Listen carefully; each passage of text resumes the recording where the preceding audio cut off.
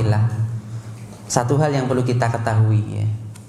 Allah Subhanahu wa taala menghadiahkan Id, hari raya kepada kita dengan 2 hari raya. Itu hadiah dari Allah Subhanahu wa taala.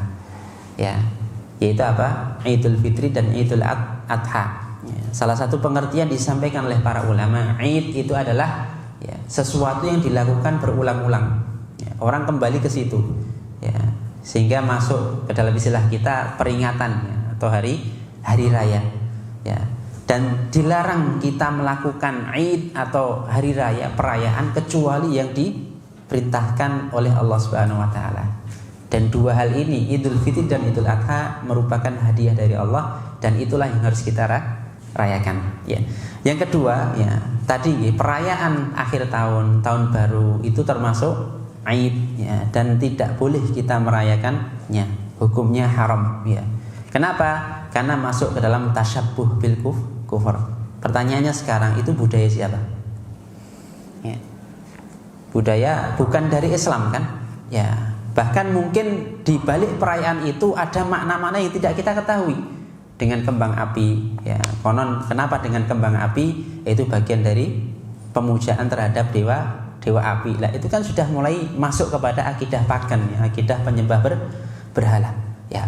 Maka bagaimana sikap seorang muslim menghadapi itu? Tinggalkan sudah. Karena kita punya hari raya sendiri.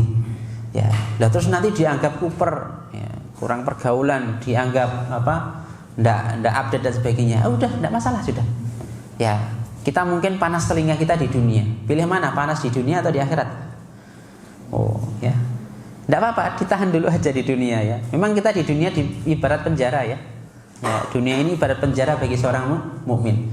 Dan ingat ya, kata Nabi sallallahu alaihi wasallam ya, apa, orang yang memegang sunnah Nabi di akhir zaman itu kaqabid al-jumrah, sebagaimana orang yang memegang bara api. Ada enggak yang kuat memegang bara api? Genggam loh ya. Kalau cuma nemplek gini ya mungkin ada yang kuat nih, gini gitu. Ya, tapi genggam gini, ada yang kuat? Tidak ada. Itu ibarat ya.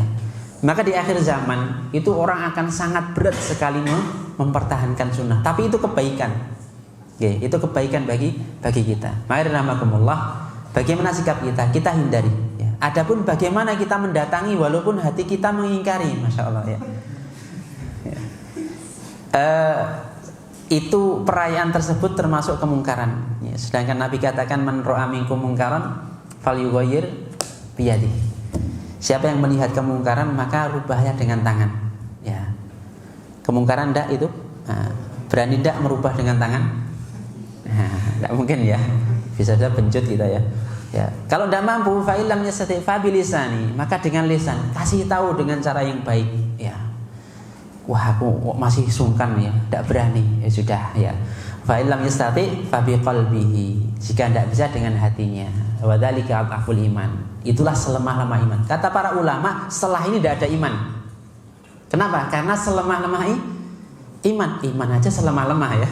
Kalau mungkin setengah-setengah iman mungkin masih ada seperempatnya ya. Tapi ini selemah-lemah iman. Maka dirahmakumullah, para ulama memberikan gambaran nih. Termasuk hati mengingkari itu dengan sikap ya. Kita tidak setuju ada orang duduk mabuk-mabukan ya. Kita duduk di situ. Kenapa kamu duduk di situ? Berarti kamu setuju? Enggak, hati saya mengingkari kok. Tapi dia duduk di situ. Nah, ini bohong ya.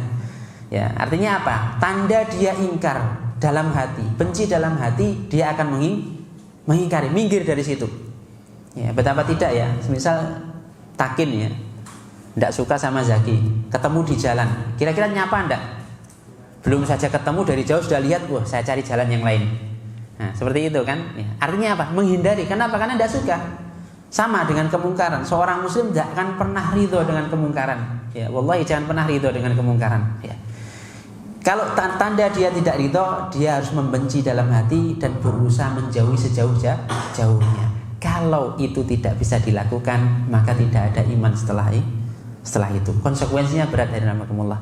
Ya, maka sebagai seorang muslim, ya hendaklah kita qanaah, ya, mencukupkan diri dengan apa yang dibawa oleh Rasulullah Shallallahu Alaihi Wasallam. Ya, dan itu sudah cukup menenangkan dan menyelamatkan kita. Tidak perlu lagi ditambah-tambahi lagi.